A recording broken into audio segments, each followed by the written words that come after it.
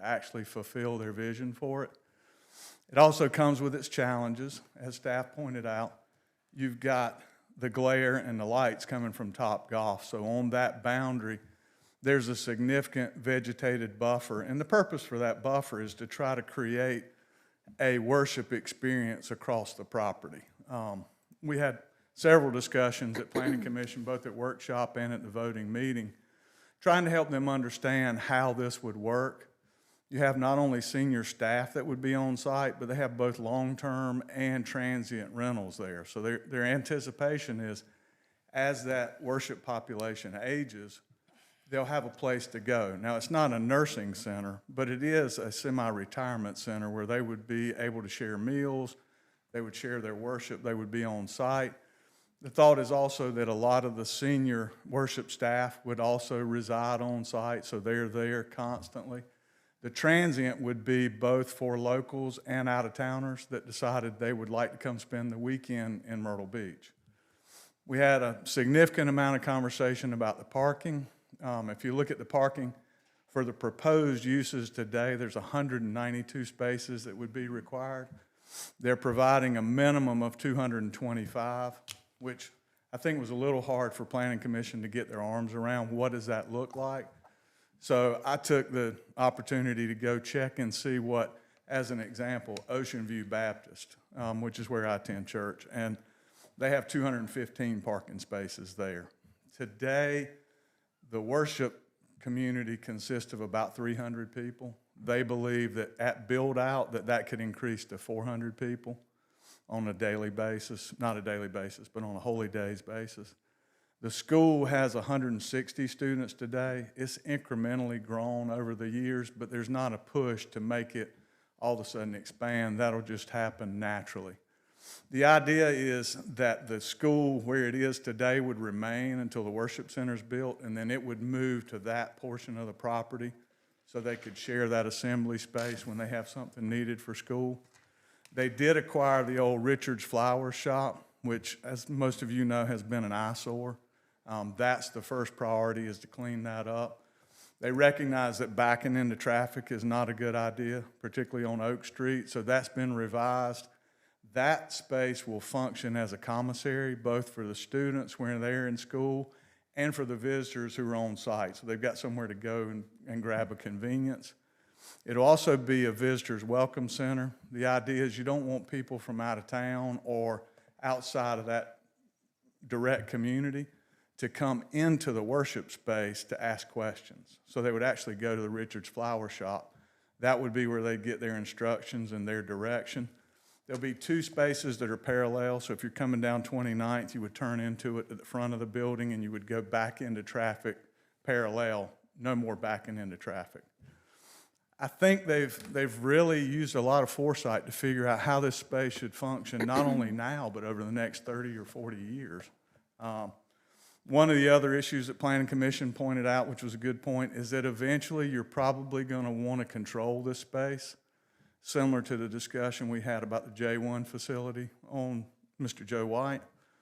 And if that happens and it ends up being a walled, enclosed community, we'll set back at least 5 feet from the right-of-way, so you can landscape in front of that wall and keep that looking as well as you possibly can. Originally, we started with a 10-foot setback on the entire PUD, but after looking back, particularly at Richard's Flowers and on 29th Avenue, there's only 14 feet there, so we've reduced that to 10 feet, except where it abuts Topgolf, where it would remain 20 feet there. They do have eyes to expand further as they go south. The Elks Club's properties there. There's some other parcels that could be acquired over time. But today they know that the facility as it is will function both in the short term and in the long term. Council, any questions? Okay, so as far as the assisted living, or I guess that's part of the long-term in the packet, was that what was considered the long-term? Yeah, and I wouldn't call it assisted living, I would call it independent living. Okay. They won't have a nursing staff, but they will obviously have their worship staff. So if someone doesn't show up for worship service, then somebody's going to be alerted, hey, we need to go check, there's a problem there. But they're not coming around to provide nursing services.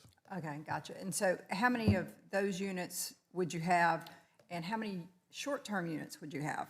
There's a total of 86 units in total, which is 232 bedrooms. That's the max. And it would be a blend between both the permanent and the transient residents. Okay. That's all I have at the moment. So, Shep, on 29th Avenue in particular, there's a couple of little cutouts. Are they trying to acquire those Yeah, it pieces leaves- as well? Because it Right. makes it kind of awkward, I think, for them. It leaves 3 lots that aren't part of the PUD. In an ideal world, those would come in and be acquired. They don't have any agreements. They've been trying for several years to figure out a way to acquire those. It does 2 things. One, it goes to the idea of maintaining that enclosed, safe space. But the other thing it does is it cleans up the streetscape tremendously. It's a good use for this particular Yeah. area of property. It is. Well, It is. yeah. Have you considered reverse angle parking? I don't even know what that is.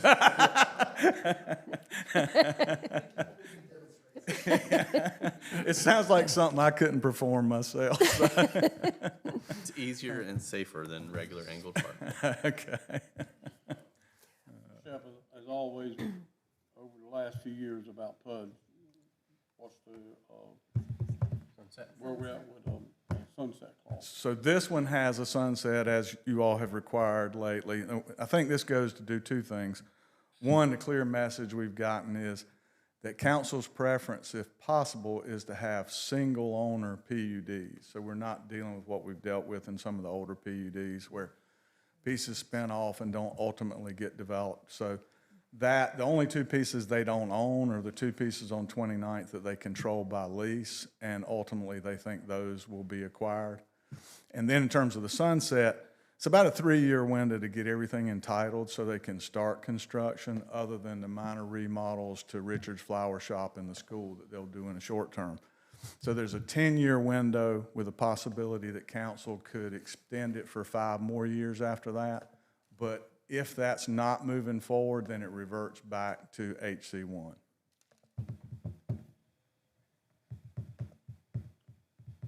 And anything for tree protection?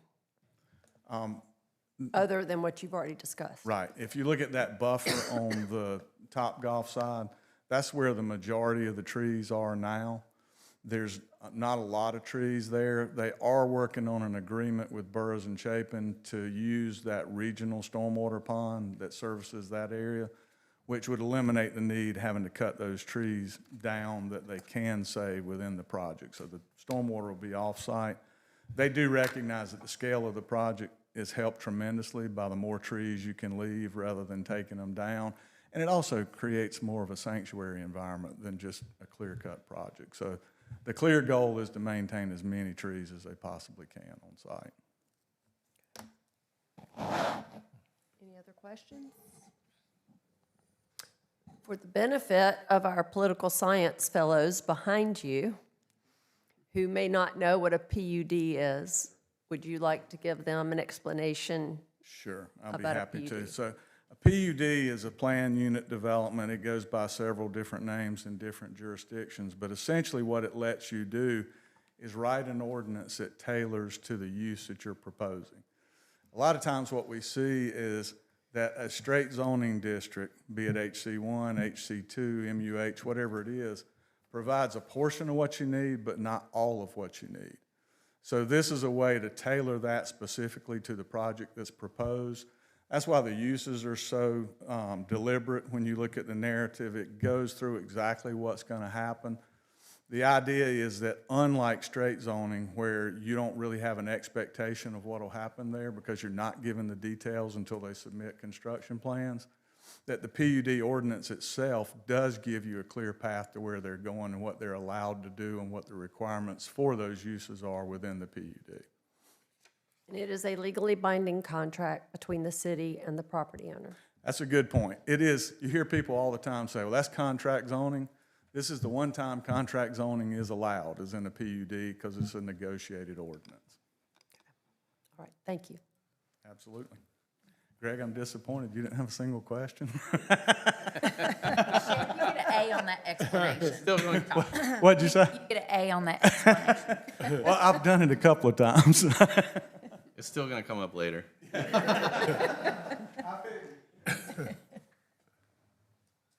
Okay, anything else for discussion during workshop? All right, our meeting will begin at 10 a.m.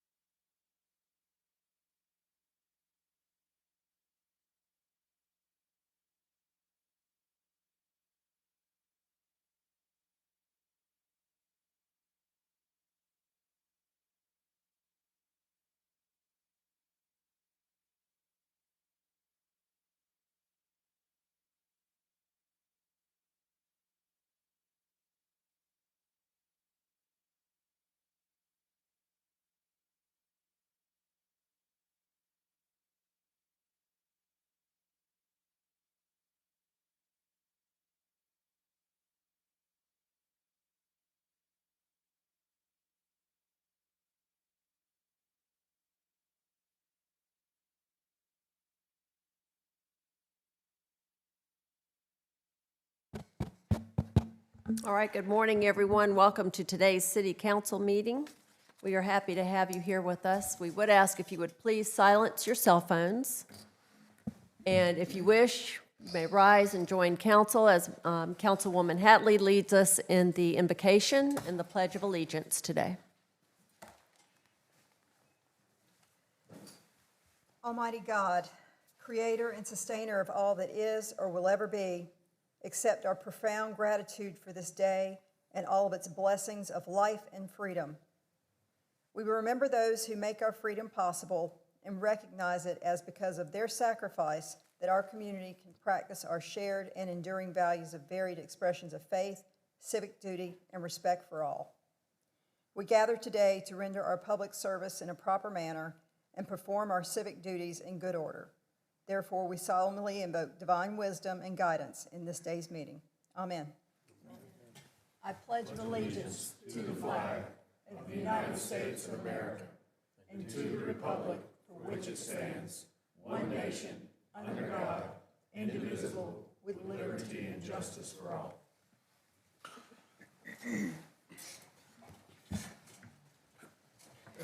Thank you. All right, council has had time to look over today's agenda, so I will ask if there is a motion for approval. So moved. Second. Motion from Mr. Louder, second from Dr. Connor. Any discussion from council?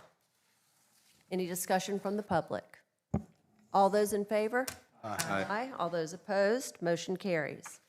May I please have a motion to approve our meeting minutes from October 28th, 2025? So moved. Motion from Mr. Chestnut, second from Dr. Connor. Any discussion from council? Any discussion from the public? All those in favor? Aye. Aye. All those opposed? Motion carries. We will have our communications and creative services update.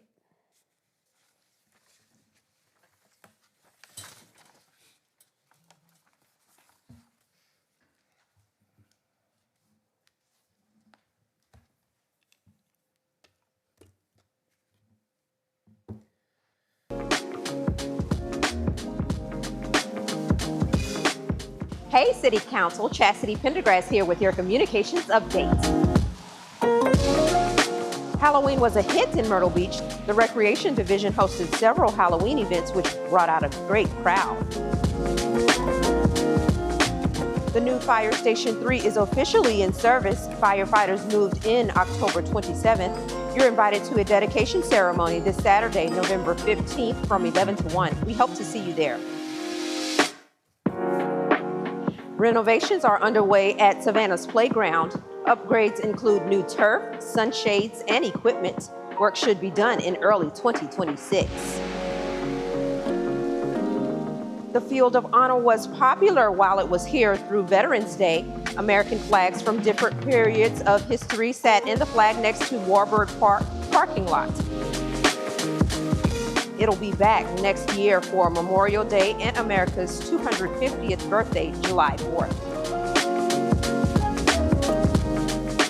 On a similar note, the city's Veterans Day ceremony took place this week at General Robert H. Reed Recreation Center. Thank you to all who showed up. 3 city council candidates will be in a runoff for 2 seats Tuesday, November 18th. Early voting will be available November 12th through 14th at Chapin Memorial Library. Plant that tree! Looking ahead, we can't believe it's the holiday season. The city is hosting the Winter Wonderland tree lighting ceremony Saturday, November 29th at Flyler Park, as well as the Garden of Hope tree lighting on Carver Street, December 7th. And finally, the Light Up the Night Holiday Slow Roll Bike Ride takes place Thursday, December 11th at 6 in the evening. It starts and finishes at Grand Strand Brewing Company, followed by trivia. Follow along on our social media pages, city events list, and Friday Facts to stay up to date with all that's going on this holiday season. That's it for now. I hope you have a great rest of your week. All right, a lot of great events coming up. At this time, do we have any non-agenda items from the public? Yes, Your Honor. Dustin Ritter.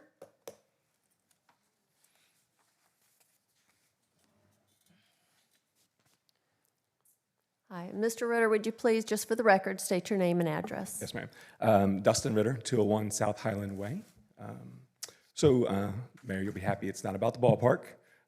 Even though I do believe that's going to be a legacy around this town for a long time. So I appreciate your support with that. What I'm here to talk about today is families, and they're critical to this area.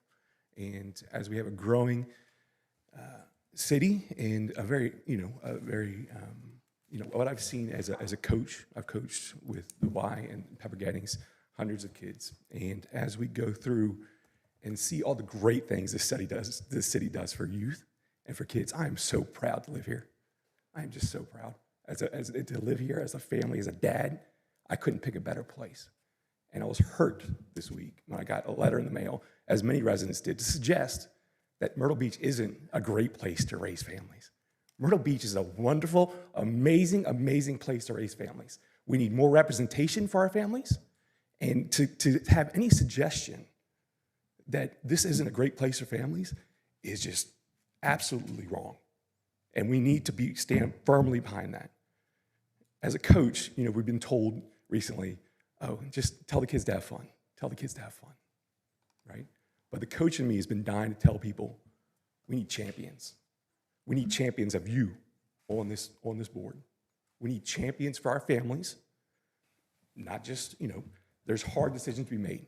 There's no doubt there's hard decisions to be made. But our youth, our families deserve that. We need champions from each and every one of you.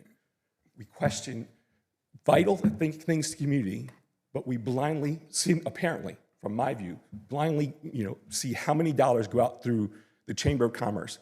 And I still have to listen to Murder Beach, Dirty Myrtle, right? We all may not agree on all the same things, right? Me and Mayor, we don't all agree. We don't have to. But one foundational thing we should agree on is that Myrtle Beach is a great place for families. Thank you. Thank you very much. Thank you. Jimmy Gray.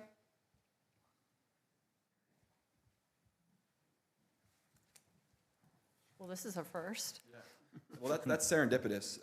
Mayor and Council, Jimmy Gray, 1200 North Oak Street. I agree. Myrtle Beach is an amazing place to raise families. I'm doing it myself.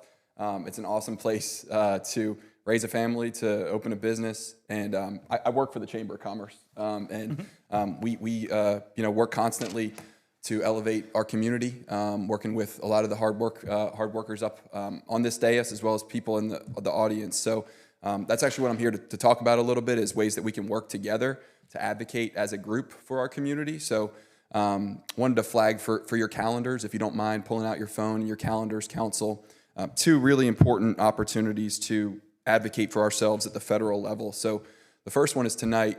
We've got a group of congressional staffers. These are folks that work for our congressional delegation up in Washington, D.C. that are coming to Myrtle Beach to learn more about our community and the economic impact that Myrtle Beach has on the overall state of South Carolina. Those folks are going to be in town this afternoon. They get here at noon, and they'll be here through Friday. On Friday, they're going to be touring the International Residence Hall, as well as getting a status update on the Outfall project. But there's a unique opportunity tonight for council to join us at the Big Chill Island House for a welcome reception from 5 to 7. We've invited area councils and area local government. Great opportunity to get in front of those staffers at a good point to talk about our need for ocean outfalls, our need for beach renourishment, our need for federal investment in our growing city, need for visas, for H-2B and J-1 visas. So encourage you all to join us there tonight. And then in December, on December 10th, is another calendar item for you, and this will be the last calendar item that I'll touch on today. We're going up to Washington, D.C. It's been a really, really long time since our community has gone to Washington, D.C., and don't think that other communities haven't been going while we haven't been going. I got this idea because I noticed that Columbia organized a really good trip of their business community and their local elected officials going to Washington, D.C. So We've organized a reception for the Myrtle Beach area, civic community as well as business community up in Washington, D.C. You have it in your emails if you look for it on December 10th. We've reserved space in Eastern Market, just right on Capitol Hill. It's a beautiful area. And encourage you to join us at that reception. Senator Graham, Senator Scott, the representatives of the South Carolina legislative delegation will be there across the state. Encourage you to join us, schedule meetings while you're in town with federal agencies. I'll say this, we've gotten a really good response. I'll put a little competitive plug. We've gotten a really good response from North Myrtle Beach City Council and staff. We've gotten a really good response from Conway, from Horry County Council and their staff. So I'll tap into your competitive sides and implore you all to join us on December 10th in Washington, D.C. It's holiday season too. Thank you. I would let you talk all day. Thank you, Jimmy. Thank you. Anyone else? Okay, we will move on to our consent agenda. Good morning, Mayor and Council. This morning's consent agenda, you have 10 items for your consideration. The first is second reading of ordinance 2025-55, approving an easement between the city as grantor and Horry Telephone Cooperative as grantee concerning property located at 3100 South Ocean Boulevard, having PIN number 446-0503-0001. That is for a fiber optic easement at the Art Museum. The second item is second reading of ordinance 2025-56, approving an easement between the city as grantor and Horry Telephone Cooperative grantee concerning property located at 970 38th Avenue North, having PIN number 424-0302-0008. That is the same thing for a fiber optic network at Fire Station number 6. The third item is Resolution 2025, recognizing Myrtle Beach Police Officer Henry Scarborough, who was killed in the line of duty on March 2nd, 1949, by dedicating a roadway in his honor. We were told Miss Rebecca Owens might be in the audience, who is Mr. Scarborough's granddaughter, but I don't formally recognize her, but I don't see her. The next item is motion 2025-74. Excuse me, grab a glass of water. Motion 2025-74. Sorry. To authorize the city manager as designee to apply and accept, and if awarded, a reimbursable grant of $1 million from the U.S. Department of Interior Land and Water Conservation Fund for the purpose of renovation of the McLeod Park. There is $1 million match with that, and we have that set aside in the Capital Projects Fund if we're awarded the grant. Next item is motion 2025-75, authorizing the city to accept a grant and award of about $19,300 from the South Carolina Department of Public Safety for in-car video camera grant program. There is no match for that grant. The next item is motion 2025-76, authorizing the city to accept a grant award of about $264,000 from the South Carolina Department of Public Safety body-worn camera grant program. There is no match associated with that grant. The next is motion 2025-77, authorizing the city to apply for a funding request of about $69,500 for the Chapin Memorial Library to support library programs, purchase mobile library outreach materials, acquire new furniture, and develop digital archives at the library. There is no match associated with that one either.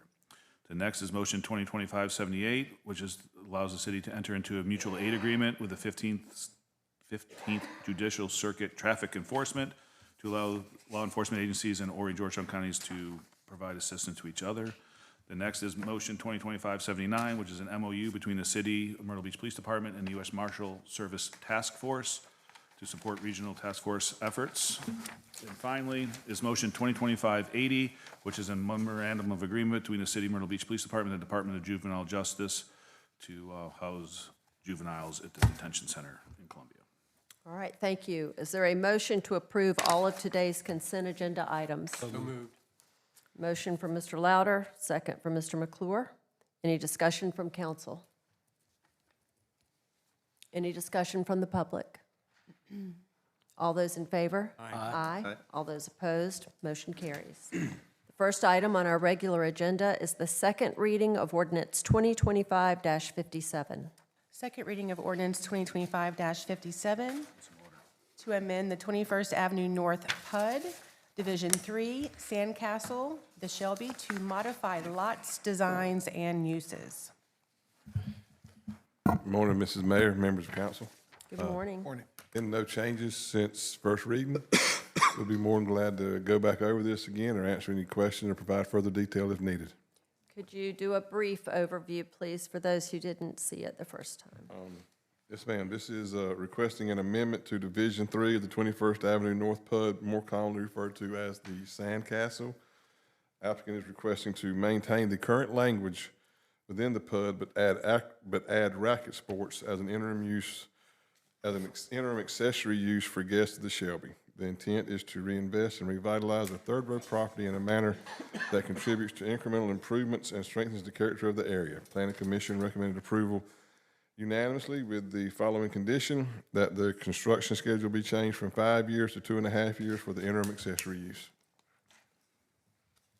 All right, thank you, Ken.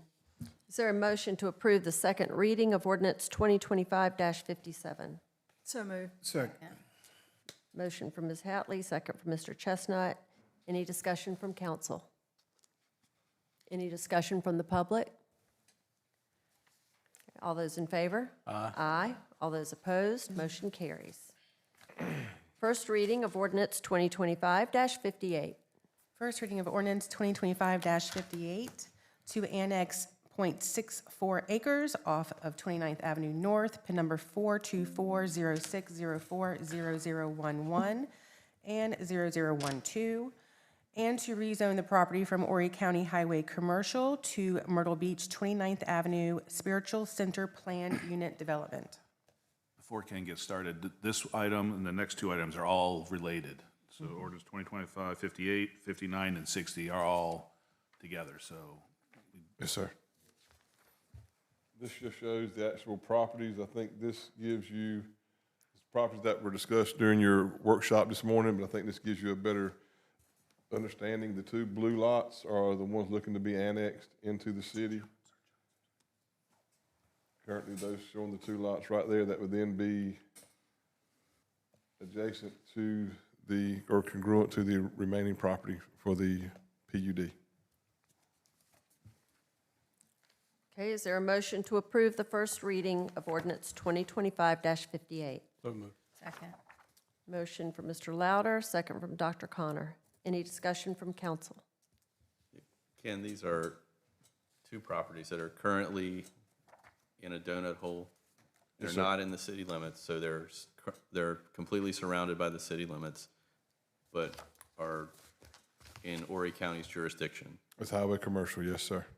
And so the applicant has bought these properties and wants to bring them in to the city limits.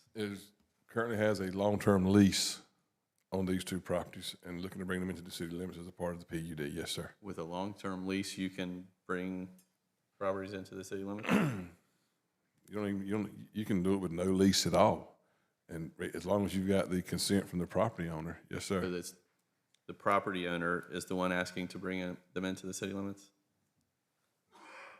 The approval has been given by the property owner to request as agent that these properties be requested to be brought into the city. Okay, and what benefit do we get from having them in the city limits?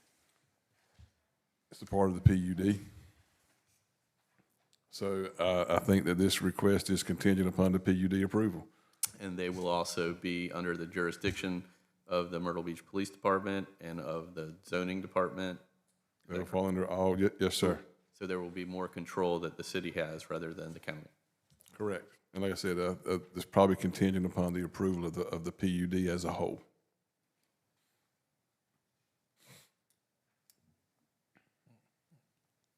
Good? I'm good. Just want to make sure we explain the things that we do Exactly. and not just vote on them without asking any questions. And everything you said was spot on.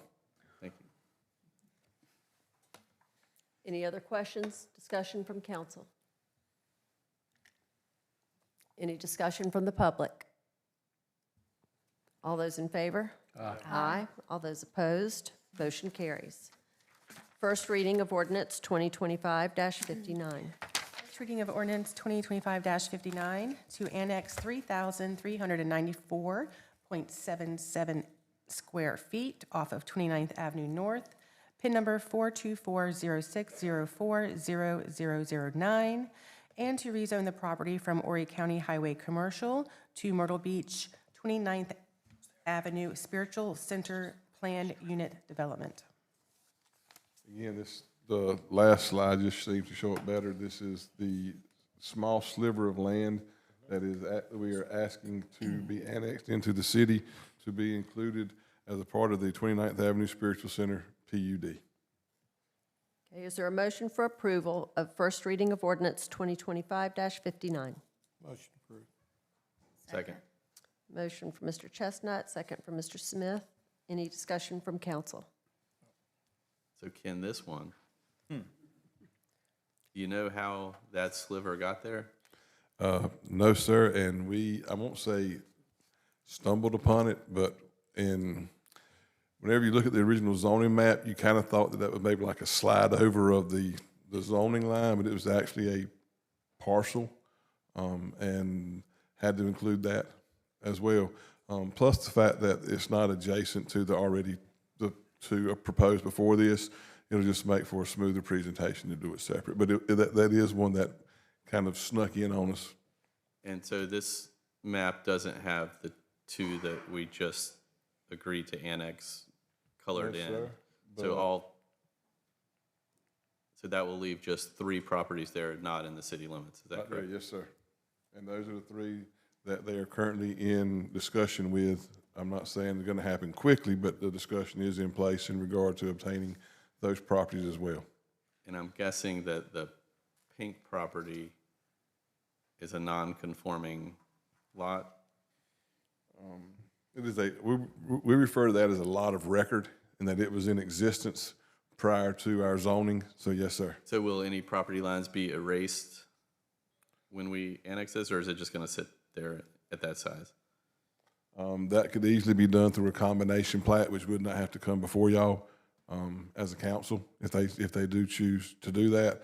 For the sake of development along property lines, that's gonna have to happen anyway, depending on what the development is, as far as the proximity that the development is from those original property lines. But yes, that could occur, but that would just be at a staff level as a combination plat. Mr. Guyton wanted to make sure that I had questions, so I brought some questions. Have they purchased that sliver of land, or is that also long-term lease? The applicant is in the audience.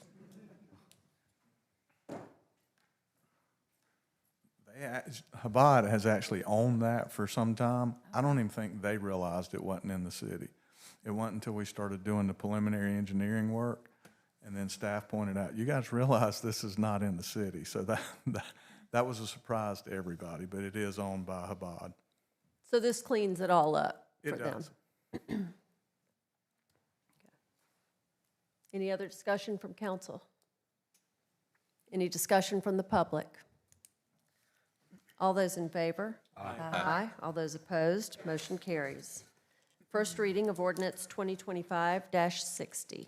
First reading of ordinance 2025-60 to create the 29th Avenue Spiritual Center PUD. Yes, ma'am. Again, this was spoke upon in the workshop, but this is a PUD which will consist of a traditional school and worship center referred to as the Spiritual Center. 8,000 square foot spiritual center with 4 apartment floors will act as the PUD's anchor, the mikvah, as well as the long-term housing and short-term rental units. Planning Commission recommended approval unanimously with the following recommendations: to create a 27th Avenue sidewalk, to amend the documents to include a well-landscaped provision in regard to any possible walls, and to amend the documents to a 60-foot zoning height, to a 60-foot height zoning regulation as a standard maximum height. That was added because they had 60 and a 42, and we went ahead and just rounded up to a 60. All right, thank you. Is there a motion for approval for the first reading of ordinance 2025-60? So moved. Second. Motion from Mr. Smith, second from Mr. Chestnut. Any discussion from council? Yes, ma'am. In this that we're reading right here, there's nothing in this that show or speaks about or written about the sunset clause. It's That in was the already in the documentation. original PUD, and there was no recommended change to that. So it is still in there as was referenced earlier. It's in here. Ken, I have a question. So I know when we talked with the consulting firm about updating our planning and zoning documents. Yes, ma'am. And one of the things they said is that we're overusing the PUD. So why does that make sense for this particular property? Could you? I think they were referring to past history when they stated that we overused the PUD, is that we overused it at a time like 30 years ago. Whenever it was, as soon as that PUD got adopted, there was somebody waiting in line to pull that permit. It just didn't happen soon enough. So yes, from that standpoint, yes. From this standpoint, is because you have such a mixture of uses that only work together in a situation like this. So the PUD comes in and allows for the short term right next to the long term in conjunction with the spiritual center and the mikvah all up in there. There is no way that we could get those uses in such proximity without the PUD. So in this case, yeah, this one leans more toward being not what the folks working on the zoning rewrite referenced. Some of those were just bad ideas for PUD at the time. I mean, I'm not going to sit here and try to dance around it. They were just bad ideas for PUDs at that time, and didn't really check any of the blocks in regard as to why you are allowed to do a PUD. This checks quite a few of the blocks, and I guess PUDs done properly and done in accordance with the guidelines that we have in place. Yes, ma'am. I don't have any qualm with those whatsoever, because what they're trying to do could not happen without a PUD with the mixed uses that they have. Great, thank you. Can I say something to that? Because I think in the past, when PUDs were put together, you had so many property owners that came collectively together, hoping that each individual property would go ahead and redevelop, where this was just one owner. So back then, it made sense, but it's kind of antiquated and it doesn't work now. It was a road of good intention. It was. Most definitely. But they sometimes don't lead where we need them to. Yeah. Ken, there are existing buildings on this property now, is that correct? Yes, sir. Are they going to tear them down, or are they going to rehab them? Do we know what they plan on doing? I have heard the answer to that, and I would like the man that I heard that answer from to come up here and give it to you right now at that time. Shep was talking about he needed to get his steps in today anyway, so. At least y'all let me get my heart rate back down this time. None of the buildings are proposed for demo. They are proposed for renovation. I think we talked briefly in workshop about the old Richards Flowers building. The school building is going to be renovated. It ultimately will move and go to a different use, but it will not be demoed. The existing buildings will stay in place. So they're taking advantage of existing resources and just improving them? Exactly. Okay, thank you. Thank you. Can one of y'all explain the 27th Avenue sidewalk?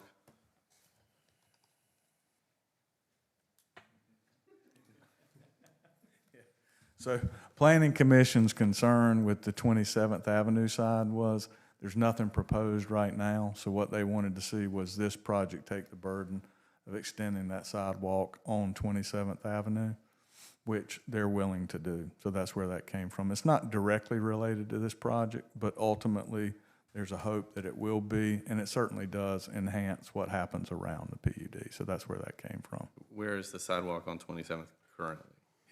It's not there. It would be over on the vacant lot between that and Truist Bank as it comes up that side. So they would go from Oak Street down 27th to their property? The entire They don't way? actually abut 27th at all, but it would come in line with the balance of their property, yes. And that assists because Holy Days, as you mentioned, that they are walking. They are. And so they're coming from all other directions. That's right. Ken, or Shep, I guess more Ken, any concerns from the police department or any of our folks on the crosswalk at 29th? No, ma'am. I will double check one more time, but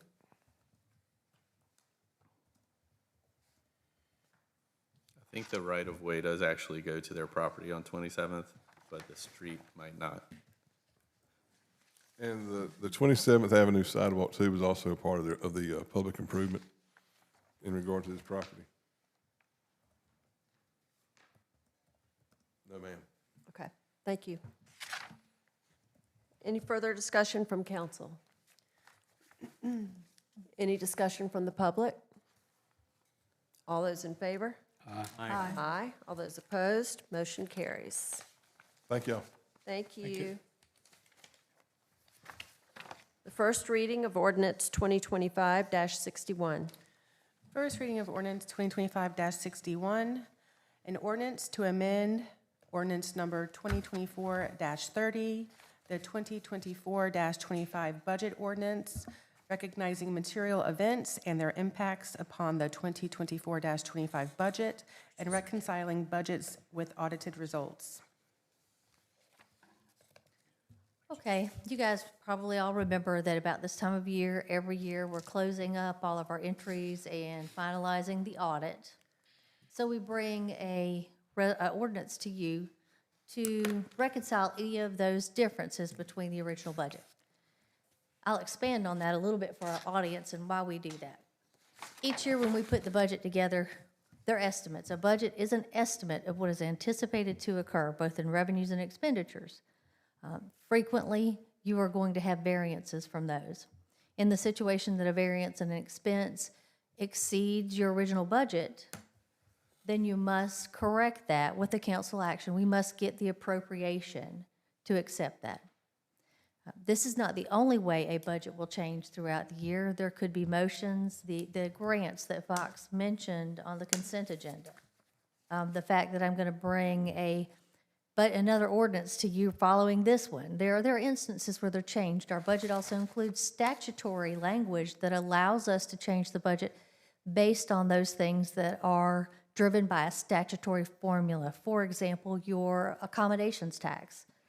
When the money comes in more perhaps than what we budgeted, we're allowed to go ahead and amend the budget to match what that really came in, as well as the TDF, because it is statutorily driven, and it's written in our budget ordinance to do that. So what I bring to you at year end is simply those things that where perhaps the revenues fell short and the expenses exceeded. I'm happy to say that this year we don't have any of those types of adjustments to make with this wind-up ordinance. But what I do have is a request to transfer $1,485,000 to the health insurance fund to shore up a deficit. If you'll recall at budget retreat, we discussed the fact that our claims were running about 30% higher than expected, and that we actually at that point expected to have a $2.9 million deficit in our health insurance fund at the end of 2025. Fortunately, those claims did slow down, and the deficit was only about $1.5 million. Now, we have adjusted those rates for 26 to hope to prevent that from happening again, and right now, the first quarter of the year, the numbers are running in line with the budget. They're up, but they're still in line with the budget that we've presented. Okay, thank you, Michelle. Is there a motion to approve the first reading of ordinance 2025-61? So moved. Second? Motion made from Dr. Connor, second from Mr. Smith. Any discussion or questions from council? Just one, with moving this 1.5 from the fund balance, where we are on our percentage as far as the amount we have. After we move this, we'll still have a little over $50 million in the fund balance. That's about 40% of our recurring expenses. And then when you take that further down and remove the assigns and the contingencies, we're still going to be in the 30% range of fund balance for the year.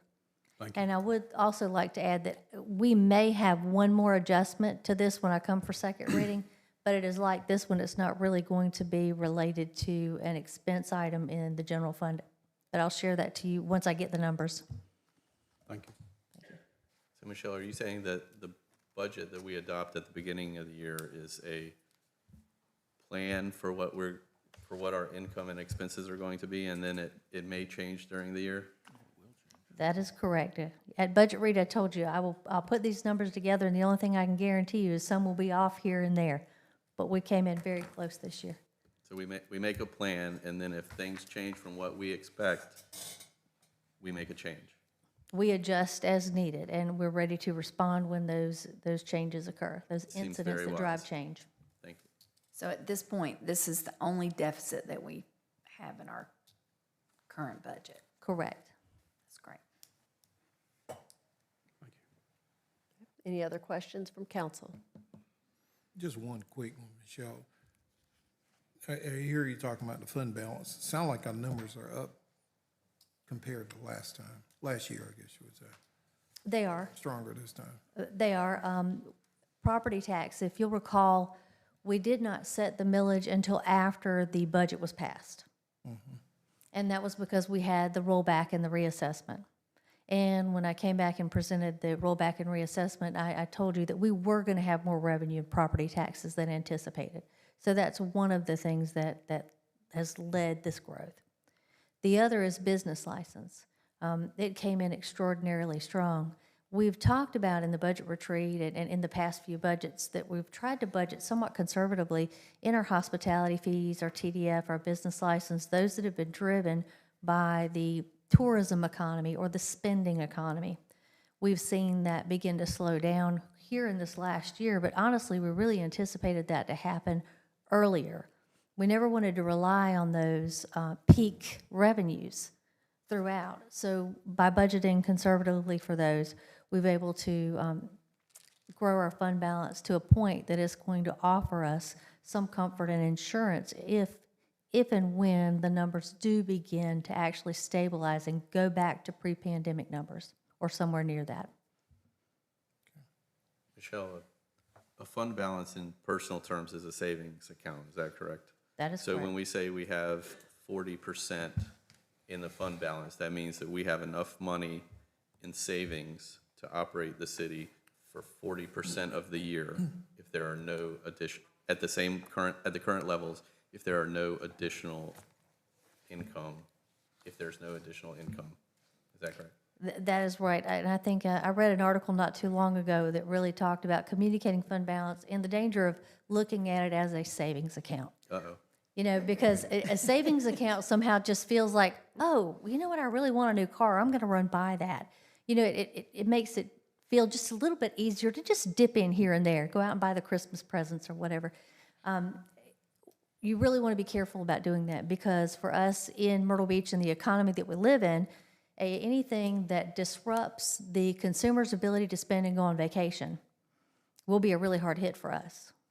So this really is more of a safety reserve. Emergency savings account. Yes, emergency funds only. That are small one-time expenditures. So I hear you say that business license fees are up. So does that mean that businesses are making more money? Yes, but Okay. the business license is actually based on a prior year. Right. So the business license revenues that we'll get in April, this coming April, will be based on January 25 to December 25. So it always lags a little bit. So where we now see those tourism dollars beginning to come down by, 3 to 5%, that will reflect on the business license revenue that we get in next April. But also, business license fees are based on the business's revenue, not their profit. Yes, revenue, not profit. So they may be doing a lot more revenue with lower profit. Gotcha. I was just trying to prove the point that things are not as bad in Myrtle Beach as people make it out to be. That's all Right, being off of, if you're 10% down from the prior year, you are still probably 20 to 30% above where you were before the peak in the pandemic at this point. Good.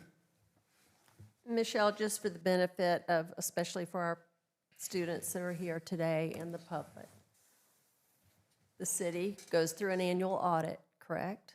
Yes. And who does that audit for us? It is the Smith Sapp firm, an independent firm here in Myrtle Beach. They'll actually be coming to present that audit to council in January. Okay, and for the past 3 years, how have our audits been? Very good, very good.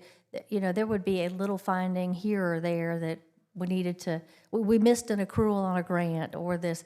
I fully expect that. I mean, it wouldn't be a good audit to me if they weren't digging deep enough to find anything in there. But we always come out with a clean audit, and it states that our financial statements are presented fairly and accurately. Thank you. Okay, any other questions from council? Any questions or comments from the public? All those in favor? Aye. All those opposed, motion carries. First reading of ordinance 2025-62. First reading of ordinance 2025-62, providing for the issuance and sale of City of Myrtle Beach, South Carolina limited obligation bonds, stormwater revenue pledge, Series 2025, in the aggregate principal amount of not exceeding $26 million, prescribing the form and details of such bonds and other matters relating thereto. So back in July of '24, we came to you with a resolution of intent. What the resolution of intent did was to ask council that if we could go ahead and begin and sign a contract to begin the project for the outfall, with the knowledge that we would come back later and ask for an ordinance to issue the debt for the balance of the cost of the project. We have received over $36 million from the state in proviso funds to offset some of our cost. But the total cost of the project is just over $61 million. And that leaves a need for us to issue this bond up to $26 million. The number will probably fall more in the $25 million range, but we like to do an up to so that we don't have to come back at a later date. The bond schedule will take us out 20 years. It will pay for both the deep ocean section, the landward section, and a lift station that's required to push the stormwater through once all of these pipes are in place. It'll remove 10 pipes off of the beachfront from 21st Avenue to 27th Avenue. Okay, thank you. Is there a motion to approve the first reading of ordinance 2025-62? So moved. Second. Motion for Mr. Smith, second for Mr. Chestnut. Any discussion or questions from council? Yes, ma'am. Michelle, how will this bond be paid back? Stormwater revenues. Okay, so that's not gonna cause folks' tax to go up, personal taxes or property taxes to go up. That's coming from a fee that's collected. That is correct, for and is stormwater. also backstopped by hospitality taxes, fees, and local accommodations and state accommodations. As a fact, when we go for the next round of state accommodations tax grants, I'm going to calculate a portion of this and ask for accommodations tax to cover this, as we've done with the other renourishment and outfall projects. It won't cover all of it. The debt service will be $1.9 million annually, but it will help offset a portion of it. Thank you. Michelle, if the city chooses to continue working with the state for funds to help pay for this outfall, will we have that ability to do so, to use those funds and not what you've proposed here? As long as the state agrees for it to be applied to a project that is currently underway.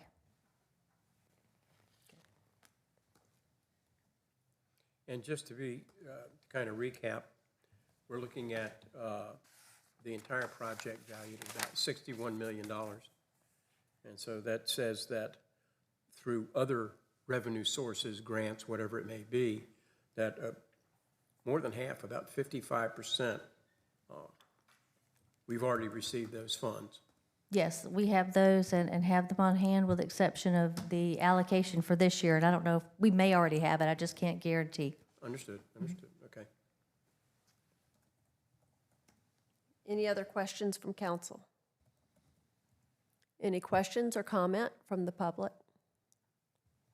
All those in favor? Aye. Aye. All those opposed? Motion carries. Resolution 2025-26, I will recuse myself from this item because my husband proudly represents DC Blocks, so Mr. Louder will take over.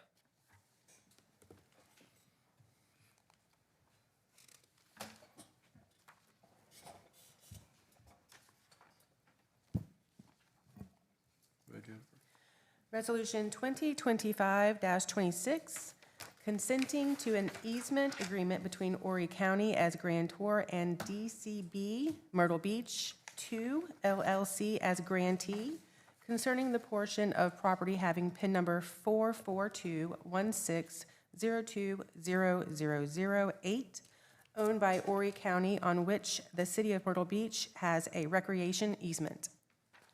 Right, good morning. First, just I know the title of this ordinance is dense, but to clarify, the city is not being asked to grant an easement to DCB Myrtle Beach, which is an affiliate of DC Blocks. I'm just going to call it DC Blocks so we all are on the same page. We are being asked to consent to the county granting DC Blocks an easement on a piece of property that the county owns on which the city already holds a recreation easement. So assuming this passes, there will be coexisting easements on this parcel. To set the scene for you here, we have a map. Parcel D, which is the kind of funny L-shaped property on the screen, is the parcel at issue here that is county-owned. The city has a 90-foot wide, which is basically the entire width of the top of the L, recreation easement on that parcel, and we have a trail there currently, and I think there's some expansion of the trail in the works. DC Blocks, their data center, you can see there, is above the bottom of the L on parcel A. DC Blocks recently purchased the two parcels above A, B, and C from the county. In 2023, the city consented to essentially an identical easement whereby the county granted DC Blocks this same 10-foot easement on parcel D within the area of the city recreation easement.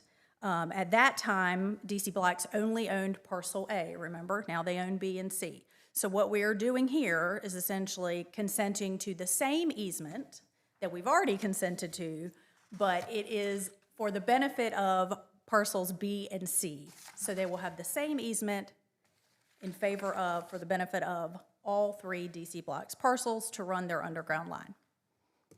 And this, sorry.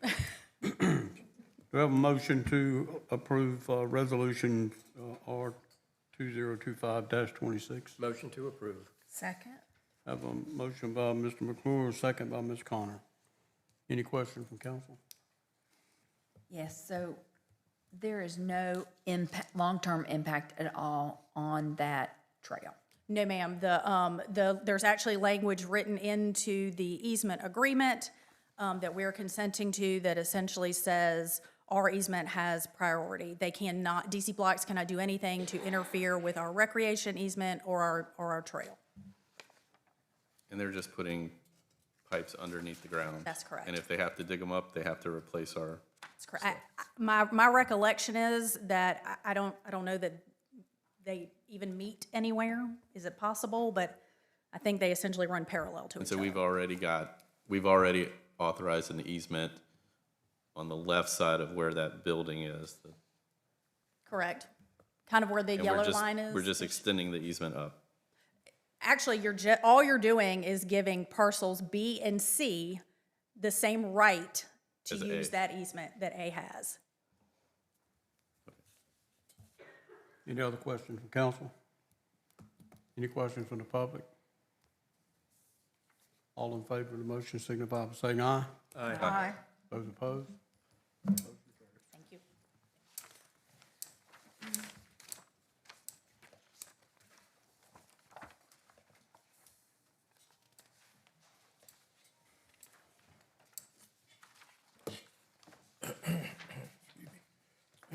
Okay, motion 2025-81. Motion 2025-81 to declare certain vehicles abandoned or derelict pursuant to the authority of Article 41 of Title 56, South Carolina Code of Laws, 2001. Is anyone here today that represents any of these vehicles? Okay, is there a motion to declare? So moved. Second. Motion from Mr. Louder, second from Dr. Connor. Any discussion from council? Any discussion from the public? All those in favor? Aye. Aye. All those opposed? Motion carries. Do we have any non-agenda items from the public? No, Your Honor. Any communications from council or staff today? Just a reminder, this is our only council meeting in November due to the Thanksgiving holiday. Anyone else? Today starts early voting, so get out and vote. I do have an announcement I want to make before we ask to go into executive session, and it's very good news. The city of Myrtle Beach is being honored with this prestigious Global Just Serve City Award. And I want to thank Judge Alan Clemens for nominating us. This is an award that very few cities receive, and it will be given to us at the National League of Cities Summit in November. On the 20th through the 22nd, Mr. Chestnut is going to accept that award on our behalf. But the recipients are recognized for leading by example in promoting volunteerism, encouraging accessible community-wide service, supporting partnerships between civic, nonprofit, and faith-based organizations, and demonstrating innovation and consistency in service outreach. So congratulations to our city, our community for receiving this award. It's a big deal. So with that, I will ask for a motion to go into executive session to discuss a proposed contractual arrangements with Lanier Parking Management Company and to receive legal advice relating to pending litigation involving parking citation enforcement. We will invite Fox Simons, Will Bryan, Brian Tucker, Josh Bruger, Michelle Schumpert, Marla Bell, Meredith Denary, and Amy Newshafer. Is there a motion to go into executive session? So moved. Second. Motion from Mr. Chestnut, second from Dr. Connor. Any discussion from council? Any discussion from the public? All those in favor? Aye. Aye. All those opposed? Motion carries. We will have executive session in this room, so we will need to excuse everyone. To our Coastal Carolina friends, thank you all for being here today. I hope that it was worth your time, and thank you for all of your questions. Coming out there.